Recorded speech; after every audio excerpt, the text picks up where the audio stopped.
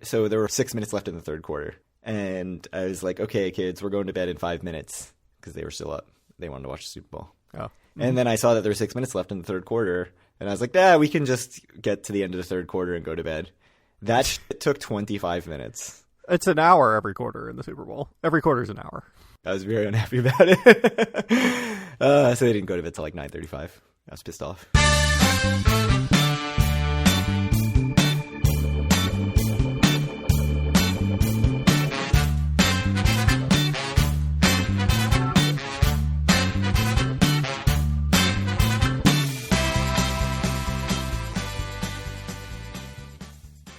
Howdy, it's Monday, February 10th, 2025, and this is episode 247 of Due for a Win, the Atlantic City podcast. I'm Kyle Eskin, joined, as always, by Craig Stone. What's good, Craig? What's good is I have a story that just popped into my head as you were reading the intro. Oh, I'm ready. My kids started ice skating lessons on Saturday, and so after the ice skating lessons, there's the open public skate, and the kids get to stay for the open public skate. Uh-huh. And so I was out there skating around the rink, doing laps, and there was a woman with a hat that said howdy in multicolored letters. Oh, it's good. Like a beanie. So it just made me think of the podcast every single time I did a lap around the rink, which was not very many times because my kids are very slow on skates. And that is truly good. That was good. It was great. I wanted to be like, hey, ever heard of Due for a Win, the Atlantic City and not Casino Biz podcast? I know. And she's like, yes. Maybe that's what our merch should be, just howdy. Only Atlantic City and not Casino Biz. Correct. Also, I was on jury duty last week, and they asked me what I do in my free time. And one of the things I said was, I record an Atlantic City podcast. And then you were immediately struck from the jury. Yeah. No, it wasn't immediate. It took over a day. Okay. It got there in the end, though. The prosecutor went and listened to my episodes and was like, this is a crazy person. Get this guy off the jury. We can't rely on him. He actually enjoys the showboat. We can't have that kind of person on our jury. Yes. It's like, this is too much of a wild card. You can't rely on anything this person says. He says he likes the Lucky Snake. Yeah. I have Always Once Never that I just came up with 2 minutes ago. Okay. And it's entertainment things that you can pretty reliably do in Atlantic City on basically any night. Okay. Or at least like Thursday to Sunday, for sure. Okay. They are stand-up comedy, which there are a lot of different places to do stand-up comedy. There's a lot of specifically acjokes.com in Atlantic City. Yeah. There's others too. There's Borgata Comedy Club. The Anchor Rock Club, I think, does comedy sometimes. While we were there last time, there was someone in the Claridge doing comedy. Oh, yeah. Keenan Thompson, maybe? Was it? I think it was someone like that. Someone I recognized their name. That's impressive. Cover bands at basically many, many bars in Atlantic City. I think just about every AC casino has cover bands a lot of nights. Like your magical night at that Golden Nugget? Correct. Listen to some cover band? Listen to Fall Out Boy cover bands, cover songs. And then the last one's DJs, which I didn't want to include because it's so obviously going in the ocean, except for the wrinkle that if you throw it in the ocean, your nightclubs are silent or they're just closing, right? So, like, how do you handle that? So, like me personally or the city? I mean, if you're going to throw it into the ocean, you're doing some pretty big damage to Atlantic City. Are we, like, looking out for number one here, or? It's up to you. It's however you want to play your hand. I mean, I'll tell you, for me, certainly, DJs, including nightclubs, would be going straight into the ocean. Because I don't need any of that. I know you are an enjoyer of the Boogie Nights or whatever, but I do not care. Truly. I don't think the Boogie Nights of 2025 is the same as the Boogie Nights of, like, 2012 or whatever it was that I went. Mm-hmm. When it was a bunch of olds, and I was, I don't remember, 32 or something like that. You would have been like 28 or something. And felt reasonably age appropriate to be there. Versus now I see the line of people to get in, and they're like young club goers. Like, why are you going to? This is not for you. There are other clubs in Tropicana for you, but I don't know. Maybe it is for them now. So I don't know. Yeah. I don't know about current Boogie Nights. And my desire to go to a club is extremely low. It's higher than mine, I think, but... Probably. Here's the truth. The honest-to-God truth is I would go to AC less if I actually had to do any of these things every trip.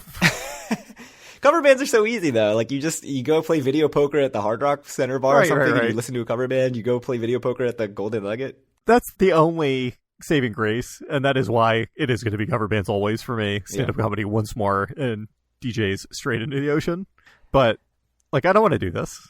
I want to gamble. I want to walk around. I want to, like, you know, see the new restaurants. I want to do stuff like that. I don't want to spend my time sitting in a theater or at a nightclub. I enjoy a good cover band. Pretty much every time I go to AC, I look up what cover bands are going to be there and what casinos and bars are going to have cover bands. I very rarely actually go see any of them, except, as you mentioned, for that magical night at Golden Nugget. Mm-hmm. Stand-up comedy, I'm very averse to like bad stand-up comedy, especially because then they do all sorts of crowd work and they make fun of you. And it's one thing if they're really funny and they make fun of you, which I still don't like.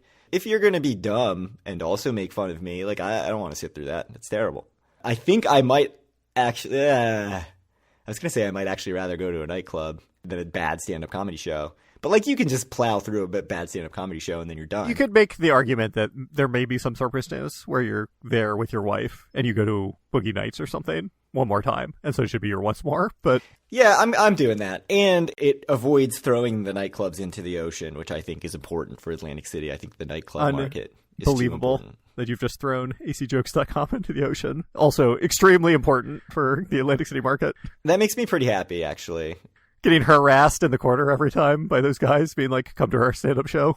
Yeah, and we're getting rid of the acjokes.com on the boardwalk. I think we're definitely having a net positive. We do lose headliner stand-up comedians coming to Atlantic City. That's not great. But I think I'm taking that trade.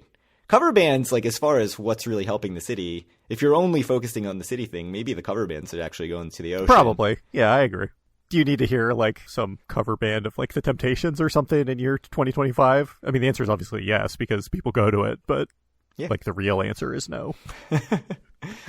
Your DJs into the ocean, cover bands always just for convenience, and stand-up comedy once? Correct. I could see doing DJs once and stand-up comedy never. But like, what is the hook? Is that stand-up comedy technically, or is that like something else, something outside of this? I wouldn't call it stand-up comedy. It's like a combination. It's like a vaudeville show, right? Yeah, like burlesque and comedy and acrobatics and circus and all sorts of stuff. No, it's not stand-up. It's like a show. Oh. It's comedy, but, you know. Not stand-up. Not stand-up. I gotcha. So, we had briefly spoken at the end of the last episode about a potential midweek trip this week in 2 days because I'm off work. Your wife's about to go back to work full-time, maybe. Meaning back to the office full-time. Right. And it seemed like the perfect opportunity. Midweek trip, Wednesday morning to Thursday morning. Yeah. But weather has intervened, at least for one of us. For me. For you, it sounds like not so much. But for me, it's going to be quite bad on Wednesday. Tuesday, kind of midday to Wednesday midday. I think we're supposed to get like 6 inches here. Yeah, you are. Schools are going to be closed. Yes, certainly seems that way. Yeah. And you don't want to leave your wife working at home with both kids at home. It's not even that. It sounds like even Wednesday morning when I would have left, it sounds like the roads are going to be legitimately quite bad. So it might not even be feasible. Yeah, I mean, if you can't leave until, 1 p.m. Right. If I can't leave until like 4 or 5 p.m., which is very possible, is it really worth it at that point? So the forecast originally, I was thinking our kids could be off too, except now they keep lowering the total of snow and also narrowing the window, where now it seems like it's going to be done by like 5 a.m. maybe. Mm-hmm. I would think at most my kids will get a delay if that holds up, which I was really tempted to go solo in that case and just do it. You still can. So we'll see what happens. When's your last solo trip to AC? I've never done it. Oh, never. I mean, I've had solo days where you've like left in the morning and I've stayed. I've had solo nights. I have had solo nights where you were the only one who stayed. Yeah. So I have had that, which I think sort of counts. No, absolutely not. It's like putting in the effort to get there by yourself. That's true. All right. So very unlikely that next episode will be a dual trip report, meaning like both of us together trip report, not a dual trip report like last episode where we both had separate trips. But maybe I'll have something to talk about, either Atlantic City or possibly Wind Creek, Bethlehem. I wanted to call it Sands, even though it hasn't been the Sands for years. Yeah. But last time I tried to go to Wind Creek, Bethlehem, I was looking up about it, and it just doesn't seem like there's that much to do there. And it's still an hour and a half away. So we'll see. I want listeners to tell me if I should go to Wind Creek or not at some point, right. Whether it's Wednesday or not. It's going to be perfect because this episode will surely be posted after you make that decision. So right, correct. I mean, let's be honest. I'm not actually going to go to Wind Creek. So we got an email from Alex B., who wanted to know if we've ever played a game called Asia Poker, which he says is only at Borgata and Caesars. It certainly used to exist in a lot more places. It used to be around more than that, but yeah. So I looked it up on Wizard of Odds. Alex says it's my favorite game at a casino. It's like Pai Gow to a fourth dimension. Basically, it is Pai Gow poker, but with 3 hands instead of 2. Right? Yeah, it's a 4, a 2, and a 1. Is that correct? I've never played. Yes. And the thing is, you have to win 2 out of 3 Right. to win your hand. Dealer wins pushes in any individual hand. And so there's no pushes total. Right. Right? Like you are always either winning or losing, which to me takes out one of the best elements of Pai-Gow Poker. So you've done the research on this. My sense when I was looking it up is it is a significantly worse game than Pai-Gow Poker in terms of house edge. Yes, it's worse. Because dealer wins with pushes, and obviously with a 1-card hand, there could be a lot more pushes than with 2 or 5-card hands. From thewizardofodds.com/games/Asia-poker. House edge. The game owner tells me the house edge is 4.82%. Based on my own analysis, I think this figure is correct. And it's like 2.6 for Pai-Gow or whatever. Yeah, it's in the 2s, I'm pretty sure. So right. It has to be because it's just a 5% commission and they win pushes, which are pretty rare. I mean, I would try it just because it's interesting and different, especially if it was $20, which is entirely possible at Caesars or Borg. Borg, right? At Borgata, more likely. Yeah, I've never played. It's been open and available plenty. They used to have a bunch in the high limit room or whatever, in the Asia room at Hard Rock, but, that's all been relocated. And I have not seen it nearly as often as I used to see it 5 or 10 years ago. Thanks for the suggestion, Alex. I'll try it at some point. We'll probably play it together at some point, right? Yeah. I should give it a shot. If I ever actually play a table game. Which you won't. I think the most shocking news that came out in the however long it's been since we've actually covered any news is that the aquarium has another reopening date. Yeah, here's the thing. You say it's shocking, but there's been a lot of reopening dates, right? That's a good point. It's just another in a long line. I don't think it's shocking at all. So if you go to the official aquarium website, it says March 24th is the new reopening date. So mark your calendars for that. 100% definitely happening. Cannot possibly see a reason that it would be delayed again. What's our bet on that? Our bet is you have the over on March 1st. Oh, yeah. Love to hear it. Looking so pretty good. They're going to have just like a shock opening early. Like next week. I don't think that's going to happen. Only happening on Wednesday during the snowstorm. And only you have witnessed it. So we'll have to take your words on it. Yes. Yeah. It's like, I was at the aquarium yesterday. It was great. I hung out with the sea turtles and everything. Yeah. Do you think that it will actually open on March 24th? I don't really have a good sense. I'd say it's 50-50 maybe. I think it's over 50-50. Maybe a slightly higher chance than 50-50. Yeah. But, I mean, we're reaching the approximate time of year where it makes sense for it to open, so I would think that raises the odds a little bit, but who knows what they are or are not doing there. So, Jeff from New York posted that there are a couple changes in Ocean, one of which being that Distrito food truck is permanently closed. It's very sad. The district bars and restaurants, which I guess has no bars anymore, was closed for a month or more for some renovations. And part of that renovations, I guess, was closing the Distrito taco truck. And then also Top Golf is closed until spring. The Ocean website says it has an anticipated reopen date of early April 2025. So I'll link to that so you can see it, because I know that you won't believe me until you see it. That's right. Any thoughts on either of those things? I mean, just like you and the Dave & Buster's near Caesars, even though I'm a Top Golf Ultra level platinum player or whatever, I've never been to the one in Atlantic City, so. Yeah, I liked the Distrito food truck to grab a quick happy hour margarita, grab a few tacos and sit. Get an ice cream sandwich afterwards. Oh, yeah. Scoops is still open, I think. Yeah. No, it's very sad that Distrito closed. It sucks. But we'll see what happens. I mean, it was never very crowded, certainly, when I walked by, even though I felt like it got a lot of press for a while. But no one was ever there. There was a little while early on when I think it would get a decent line, but certainly not the last couple times I've been. Right. Showboat is getting a $4.2 million state grant from the New Jersey Economic Development Authority. And according to the statement from said authority, that money will go toward an 18,000 square foot expansion of the Lucky Snake Arcade and Raceway. Your favorite? Yes, the purchase and installation of additional arcade games and attractions, construction of the open-air entryway along the Showboat's boardwalk facade. What do you think that means? Is it going to be like the Flamingo or Harrah's in Las Vegas? Oh, just always open? But the weather doesn't. Yeah, the weather's much worse, obviously, in Atlantic City. Additional food and beverage outlets. The installation of a 10-lane bowling alley.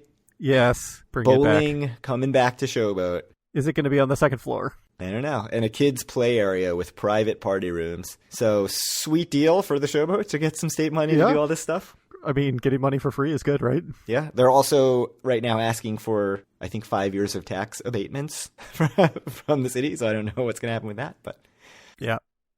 Hey. I mean, really, the disappointing thing here is it's only a 10-lane bowling alley. I feel like it should be like a 50-lane bowling alley like it originally was. Was it that many? I don't know. It was big. I've seen YouTube videos of the PBA being there. So it was a large bowling alley. Yeah, so I'm guessing it's not in the same spot then?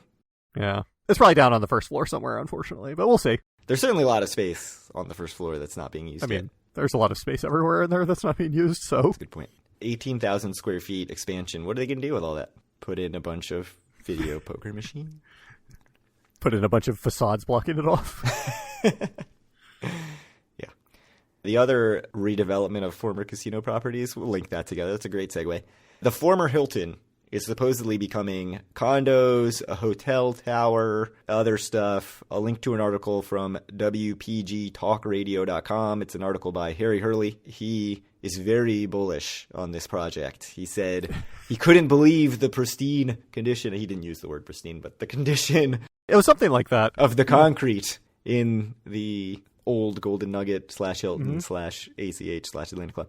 He seems very excited about that. The big thing that seems to have changed is that the city, I guess, was dragging its feet on approving a bunch of this stuff, and then the state basically pushed the city out of the way and said, like, you deal with the state now. So the owner, Rocco Sebastiani, is now pushing forward.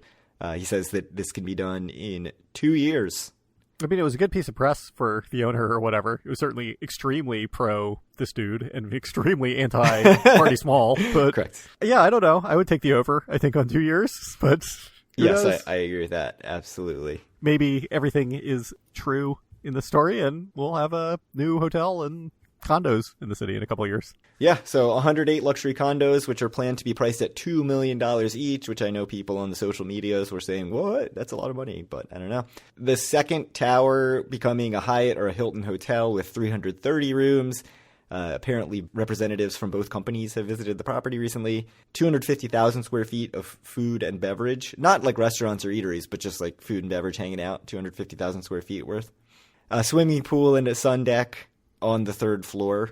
They look nice. Which only makes me think of some of our vintage Atlantic City discussions. Oh, yeah. Old sun deck. Hey, Resorts has one right now. Yeah, so you can see the renderings in this WPG article. It looks like they're going to redo the tower quite a bit, make it a little more modern looking. They look nice. I mean, all the pictures look nice. They did. But we'll see. I'm not holding my breath for it, but maybe there'll be a flurry of activity now that the state apparently has unblocked all the blockers. But like I said, I don't know if I necessarily believe all that.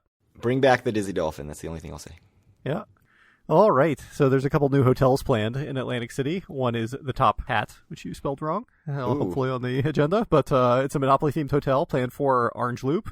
You've linked to an NJBiz article by Kimberly Redmond, NJBIZ. The 3-story structure will feature a top hat on the roof and a race car protruding from the facade. The ground floor will offer 1,400 square feet of commercial space. The upper floor will feature a boutique-style short-term rental that can accommodate up to 12 guests and a rooftop deck. So the developer is RMS Capital, and it's supposed to break ground early this year. So sounds small, but fun, I guess. Sounds very small. 12 guests. Is that like 3 rooms? It's probably 3 or 4 rooms. Yeah, something like that. So, yeah, no address specified, but they said it's in the heart of the Orange Loop. So somewhere in that area around, Cardinal, Heyday, Rhythm and Spirits, Tennessee Avenue Beer Hall. The renderings look very funny. They look good. So go click that article and see them. Sometimes you got to build a building with a top hat on top of it. Yeah, you got to. I was always partial to the cannon in Monopoly myself. Oh, really? That's just me. I always wanted the dog. The dog? Yeah. I was the cannon. I feel like the race car is very popular, too. Thimble, was that one of them? I don't remember all the pieces, but... The Thimble's very boring, yeah. Cannon. Interesting. All right, so Justin S. in the Facebook group posted this thing that I had never heard of, which is plans for something called the Sea House, SEAHAUS Hotel, which is by Kuri Hospitality. It's going to be part of the Tribute portfolio, which is somehow related to Marriott. I guess you can use your Marriott points there. I don't really know. Do you know anything about Tribute portfolio? You're one of those hotel points people. I'm not a Marriott person, so I don't know anything about it. Probably if you ask your brother, he might know something, because he's a Marriott person, right? He is. He's the biggest Marriott person I know. So. That's a good point. So the page on Query Hospitality's website says, ready for some PR speak? Oh, I'm ready. Experience the allure of the East Coast at the Sea House Hotel, opening in 2025 in Atlantic City, New Jersey. As the first tribute portfolio lifestyle hotel in the area, the Sea House Hotel boasts 105 elegantly designed guest rooms, a refreshing pool, and a delightful 3-meal restaurant. Nothing from them said the location, but I found some sort of like real estate listing thing that indicates that it's at 3000 Boardwalk, which is the old Days Inn next to Tropicana. Oh, I love it. Bring back Country Kitchen. No, I was just going to say, we've already said bring back Dizzy Dolphin. Now's your opportunity. A 3-meal restaurant, Country Kitchen. That's that. That's interesting. I don't know about 2025 because that's soon. It's good for both of these. Well, not necessarily the Top Hat, but for Atlantic Club and the Sea House. Like, it's interesting if big hotel groups actually do move into the city on the boardwalk. I think that would be a good thing, but we'll see. I mean, it sounds like the Sea House is happening, so. Right. Added hotel rooms on the boardwalk is great. Yep. I did find it funny that they, experienced the lure of the East Coast. Yes. Not specifically like the Jersey Shore. Just like who is that targeted at? Are like all their LA readers? I don't get it. Yeah. Got to take that Spirit flight to ACY or whatever. It's targeted specifically at listener Justin W. Yeah. It's like, you know what you like out there in Minnesota is the East Coast. The Spirit flight from Minneapolis to Atlantic City. What are the flights that even come in to ACY these days? No clue. There's that one quote-unquote flight that's actually a bus, right? That's the bus from AA, yeah.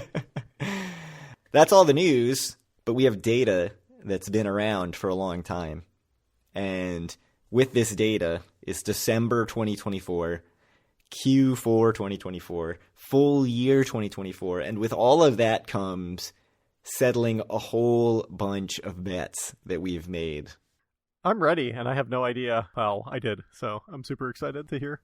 Okay, so let's start with the December data. Hold on, would you like to hear the flights that are arriving today to ACY? Yeah, let's hear it. Real quick. So there's 4 Spirit flights. There's 2 American flights, in quotes, from Philadelphia, which I think you already know what that is. Not a flight. But yes, there's 4 Spirit flights arriving, all from Florida. One from West Palm Beach, one from Fort Lauderdale, one from Fort Myers, and one from Orlando. So it seems like just Florida right now. I hate the sunny weather in Florida. I need to go to Atlantic City. I think it's the other way around. Yeah, I guarantee. I think it's people leaving Atlantic City to go to right, Florida. I think there's some demographic, connectivity there too. I feel like it's a lot of the same people in South Jersey and Florida. Possibly. So December data, December revenue is down 0.3%, but 2023 was a 5-weekend month, and 2024 was a regular old 4-weekend month. So that's not bad. No, that's not bad at all. Borgata, Hard Rock, and Ocean 123 naturally. Borgata $62.7 million, Hard Rock $42.8 million, Ocean $34.7 million respectively. Everyone except for Borg, Ocean, and Caesars were actually down year over year. So it's surprising that 0.3% was all that the total revenue was down. But also not totally surprising to see so many casinos down because we talked about 4 weekends versus 5. Bally's, the biggest decline, down 13%. They also came in last place in terms of revenue with $10,008,814. So real close to dropping under that $10 million mark. Any thoughts on December revenue before we get into Q4 and 2024? I mean, that Bally's number is real bad. It's I didn't awful. Look at the data, so I don't know how much of that's luck-based or whatever, but that's real bad. I mean, it's bad, and it's coming off the heels of a pretty bad November, too, right? So yeah, 10 million again. 10.8 in November. So, yeah, they were down 10% year over year in November, down 13% year over year in December. Yeah. It's not a great look for them. I mean, Harrah's is continuing to do just awful, but nothing new there. Nah, I don't have much to say. I mean, it's kind of the same old, same old. I mean, Hard Rock was down, which is strange for them. Yeah, I mean, you talked up Bally's last episode, so I can only see increases in their future. Yeah. I don't know how much you actually talked it up. You kind of said... I said it seemed like they were trying to have a successful casino, which is more than I could say for CET. Trying, but not succeeding. Yeah. I mean, there were some problems, but I was happy with my time there. So Q4 was down 1 2/3%, 1.64%. Mm-hmm. Which comes on the heels of Q3 being down 2.4%, which the first half of the year was up slightly, so had good numbers for 6 months and then not so great numbers for 6 months. I think the biggest surprise of Q4 is that Ocean was down almost 6% versus Q4 of 2023, which is really surprising just because of the trajectory that they had been on. I think one can make the argument that a lot of their upswing at the end of last year was because perhaps a larger number of the Borgata people that had to leave the ecosystem after the hack and them being effectively closed or not functional for like a month or whatever it was while they were dealing with the fallout of that. It's possible that all those people just went to Ocean and they're making their way back to Borgata. The numbers basically add up for that argument, at least. Yeah, interesting. Any other thoughts on Q4? Not really. I mean, I think it's a very meh month or quarter. Yeah. And I don't have any super deep thoughts. I mean, Bally's, their numbers are pretty bad. Yeah. I think Golden Nugget's always kind of been the next casino on the like watch list for them closing, but these Bally's numbers are rough. Golden Nugget was down 5.5% in Q4. Bally's is down over 10% in Q4. Right. Harris is down 8%. Yeah, I mean, certainly Bally's kind of stands out. Although when you go to the full year numbers, Bally's was down 6.3%, which wasn't that far off from Caesars, down 5.6%. For the full year, the biggest decliner was actually Harrah's, down almost 12%. So, right. Bally's is in second, though, and Bally's already had a pretty low starting point, so... Yeah, that's true. So for the full year, the revenue was $2.82 billion. That was down 1.07%. We'll just call it 1% from 2023. Yep. Down about $30 million, it looks like, year over year. So it's the first down year since the pandemic. 2023 was up 2.25% from 2022. So 2024 is still better than 2022, but it's the first down year since the pandemic. Mm-hmm. It must be said it is also better than 2018, 2019, right? So... Yeah, I mean, I don't think it's terrible. I think we were sort of pretty happy with the growth for a while, post-pandemic, all the way up to the summer of this year. And then we started to see stuff slow down quite a bit in Q3 and Q4. So we'll see what happens. I think some pullback of demand was coming, if only because like the post-pandemic rush to the casinos seemed kind of crazy. I think this idea of pent-up demand for people to go out and do something, that was like probably a pretty short-lived thing. I mean, I don't think this is all pent-up demand from the pandemic still, certainly. Like, you can't say that in 2024. Pandemic feels like a million years ago to me. Yeah, I mean, I think this is probably the level, and we're back to, I don't know if it's where we would have been without the pandemic, because who knows, but 3 years in a row, we've been at about $2.8 billion. Yeah, right. More or less. So, yeah, I think, and that's important too. Like, we're like, oh, it was down 1%. Like, it was down 1%. Right. Like, that's not significant, right? So... I mean, I'd like, of course, to see the numbers go up, but even if it's down 1% again next year, does that mean anything? Like, probably not in the grand scheme of things. Yeah. You need to look at casino by casino. If Bally's goes down 7% again next year, like, that's very bad. But right. So last year, it looks like Resorts was about $10 million better than Bally's, which was about $10 million better than Golden Nugget. And this year, Resorts is just $15 million ahead of both Golden Nugget and Bally's, and Golden Nugget actually passed Bally's this year. So we had a whole bunch of bets. Because in Yeah. episode 220, I believe this was your idea, to set over-unders for every casino's 2024 revenue. Okay. That episode was actually in February of 2024, but we didn't have any data yet. Basically the equivalent of this episode. Right. So before any of these bets are settled, I owe you $7. That's where we're at. So this is like for years I've owed you the $7. Yeah. I mean, you did eventually buy my dinner at Hard Rock, so I did. At least we settled that a couple of years ago. Finally. Okay, so here's the revenue numbers, casino by casino. Mm-hmm. You had Bally's over $159 million. Oh, boy. It posted $145 million. Okay, so you won? I had Borgata over $725 million. Yeah. And it posted $738. All right. So I'm off to a good start. Good start. I had Caesars over $227 million. That's not good. No, it only posted $218, so that's 5 going your way. All right. You're up 5 now. You had Golden Nugget over $145 million. Ooh, love and to they hear did it. 147. Yeah. So you win. You had Hard Rock over 522. They crushed it. They did 544 million. I had Harrah's over 251 million, and they did 223 million. So if you're keeping track, that's 4 in a row for Kyle after I won the first 2. I had Ocean over 450 million, and they only did 409 million. Mm-hmm. I had Ocean to the moon. Wow, 450 million. What were we? I mean, I guess they went up like $70 million from 2022 to 2023, but yeah, they were on that crazy trajectory. Yeah. So that's 5 in a row for you. Love it. After I got the first 2. You had resorts over 164 million. They were very close at 161. Yeah, 162. Yeah. You had Tropicana over 236 million. They were also very close, 228 million. And then the last bet was that I said resorts would beat Bally's in 2024 brick and mortar revenue. What a bet. So we're even. So resorts won 161 million to 145 million. Is that 5-5?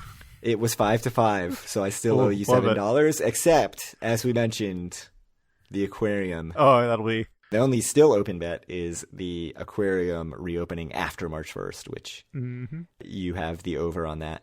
One thing I'll say, the resorts beating Bally's, when we were looking at 2023 data for this, resorts had beat Bally's by $8 million in 2023. And so the gap doubled. It went from $8 to $16 million. All right. Well, as we said, Bally's absolutely stunk up the joint. Yep. So that's that. Should we do it again for 2025? I could come up with numbers real quick right now if you want. Sure, why not? Do it. All right. Love it. Can you write these down somewhere while I'm yeah, let me put noodling them out? So Bally's, how much lower can they go? 142? I think that sounds like a number that we can do. Because we'll do it draft and you can pick the first pick or whatever. So we'll both have a chance. So 142 for Bally's. Borgata was up a little bit. I would say 745. That's like up 1%. Yeah, which is what they were this year. 746. Final answer. Okay. All right. Caesars sucks. So they were down 13 million, maybe slightly less than that. 207. Golden Nugget was flat. Yeah, let's run it back. 147. Hard Rock, they were up 6%. They were flat in Q4, though, so maybe 550, which would be a much smaller raise than last year. Yeah, that would only be like less than 1%. 552, do that. It'll be like 1.5% maybe. Harrah's, oh, jeez. I mean, another 11% loss would put them under 200, right? What did I say for Caesars? 207. 207. Do that for Harrah's, too? Do it for Harrah's. Okay. I mean, who's going to Harrah's? Not me. I mean, maybe I will, but we were talking about it on Wednesday, but grudgingly, only because we had to. That's true. Ocean was down year over year. Let's go 400. Let's just go 400. Okay. Resorts 160. It's down very slightly. Yep, down a little bit less than 1%. And Tropicana is just better than Caesars and Harrah's, right? So it should be like 2. Let's go with 222. That'll be like down 2 or 3%. Okay. How are we doing the picking of these? You can pick first, and you can take any one you want and take the over or the under, and then I will pick second, if that's fair. Because I set the lines, so you get the advantage of going first. I get to pick first on all these, or are we alternating? No. You can pick any one you want. So there will be 9 picks total. You will have 5, and I will have 4. Okay, sounds good. I'm going to take Ocean over $400 million. Okay. I love it. I would have taken the under. So really? Love to hear that you used your first pick. Wasted it. Okay. They were down 6% in Q4, so we'll see. I will take Borgata over $746 million. Okay. I'm going to take... Oh, it's tough. I'm going to go Harrah's over 207. Oh, man. I feel like you're very happy with my pick so far. I think that Harrah's pick. I have no idea. I don't have strong feelings either way about Harrah's. They were so bad this year. It was pretty bad. They also lost $31 million this year compared to, and I'm only scheduling them to lose like 15. What? Yeah, 15. Yeah. I think over is probably right. I would have guessed over if I had to. I will take. I just don't want these Caesars properties. Bally's, what are we going to do with you? I don't want that either. I don't want Golden Nugget. All right, Caesars under. Just give me the under for Caesars. Interesting. I would have said over. All right, well, there you go. Someone had to bet an under at some point, right? Yeah, I'm going to take an under. I'm going to go resorts under 160. Okay. I followed my heart. I would have said resorts over, but based on no science, just hoping. I mean, it's a coin flip because it's pretty flat. It's 1.9 million less than they made this entire year. So basically it's... I just don't know what to think about Tropicana. It's always so crowded when I go and it's so bad. I just don't do gambling revenue. It seems like it should be a shoe-in for the under, right? I'll take Trop under. I don't know, man. I just don't understand Trop, but I'll take the under. I'm going to go Hard Rock over 552. Okay. So he's Golden Nugget and Bally's for the last two. So I said Bally's was down slightly when they absolutely just stuck up the joint. Give me Bally's under. All right. So the last one is Golden Nugget, basically staying totally flat, which is about what they did this year. Yep. And the year before. Their trajectory is very similar to Atlantic City for the last few months. They had some up months and some down months. They had a minus 20% month. Right. Really, they've had wild swings. So staying flat is a funny one because they've had these like crazy swings where they'll be up 11% one month and then down 20% one month and up 6% and down 1%. Yeah, this is nuts. I'm going to go over just to, root on Atlantic City, even though I'm guessing. You're just giving me money. Yeah, under is probably the smart play just because we're seeing the pullback. All right. To review, I have Bally's under $142 million in 2025. I have Borgata over $746 million in 2025. I have Caesars under $207 million. Craig has Golden Nugget over $147 million. That was a mistake. Craig has Hard Rock over $552 million. Craig has Harrah's over $207 million. Craig has Ocean over $400 million. And Craig has Resorts under $160 million. And then finally, I have Tropicana under $222 million. Okay, so last year we did a bet that was Resorts versus Bally's, who does better. I'm going to throw out who does better at Harrah's or Caesars, which you have both at 207. I was hoping you were going to make it Golden Nugget Bally's and just give me free money, but alas. Harrah's, geez. So Harrah's has always been ahead of Caesars, right? It's usually a little bit better. I haven't been to Harrah's in a long time. Caesars is a pretty dire property in a lot of ways right now, I think. Jeez. I mean, if it's like it was last year, Harrah's will overtake whatever. The opposite, the overtake is. Yeah. They'll undertake Caesars? Undertake, yeah. Caesars. That's a good bet. It's like we set the over-under to the same number for this year, which is what makes it hard.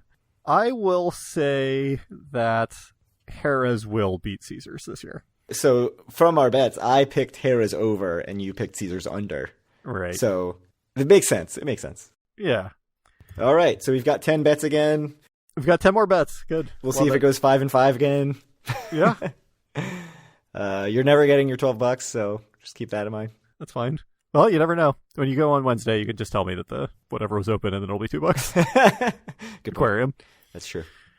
All right. Thank you guys very much for listening. If you want to reach out to us or any of our other listeners, you can do so at our Facebook group at facebook.com/group/DoForAWin. Find all of our great content at doforwin.com.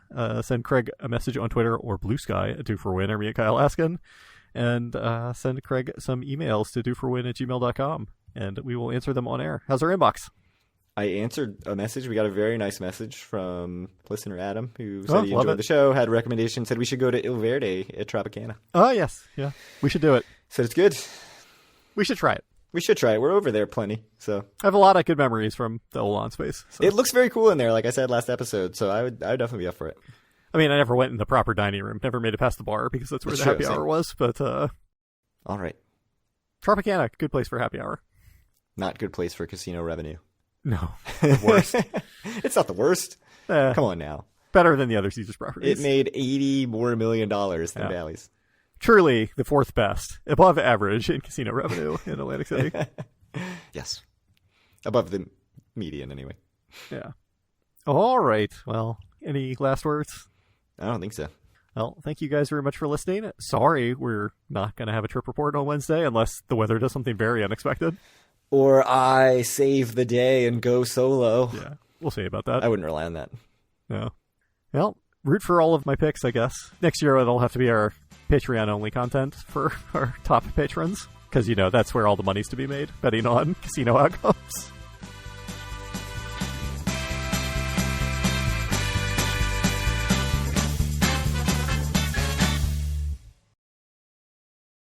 We've done this 247 times. I'm sure there was one that was worse, but probably only one.